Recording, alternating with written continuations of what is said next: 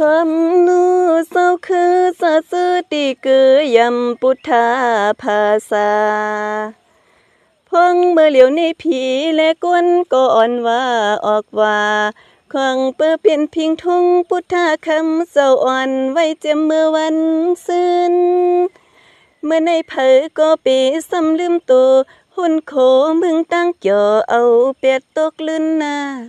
วันในลีไหลเมื่อขึ้นจังคุบลวงเอาไว้ถ่อมคอทำตาลาเศร้าเฮากว่าเมื่อในเปลี่ยนวันพระเสายันสีควงผีตะวันเต็งสาขึ้นจะล่วงลูกเมืองกวนเจียมพีเจียมสังเลสัดอีกลอกวนเจียมนกตัวเลมองกองให้มนเฮาลูกไตก็ถือไว้เปลี่ยนพิงทุ่งและเกยยำนาทนวันในขึ้นลูกเลือนจืนมวนทองเพราะว่าเปลี่ยนเจ้าปุดเผอก็ตินปังของเปื้อเปลี่ยนพิงทุ่งไต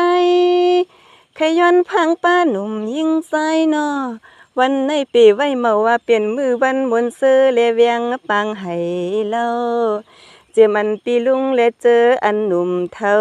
ดีหูโตและต้วงกว่าเปียวตูเสกยันพลาตาลาเลสังคาออกว่าสีตาปีสำลืมเปียดสินทามสินหาไว้กึกตัวกว่าสีกำนาคำขายวันให้เปลี่ยนข้อความเสียงผักตอนมือกว่าย้อนปึงเอาห่มเงาพุทธาคำเศร้าเฮาจ่อยตุยล้อมห่มกว่าเสื้อสะอันตึกยาเจกวนเมืองทุ่งปอดหวังเฮาขาอันไรยาเพนั้นวันในพวงขึ้นจังจ่อยกันคุบลวงตัวเก่าไว้ย้อนให้เขาเจ้ายันลอดเพกว่าเมื่อในกวนเมืองเลยตั้งเจ้าสังคาทรงเมตตาปันฮัดพี่เลกวนสัมโป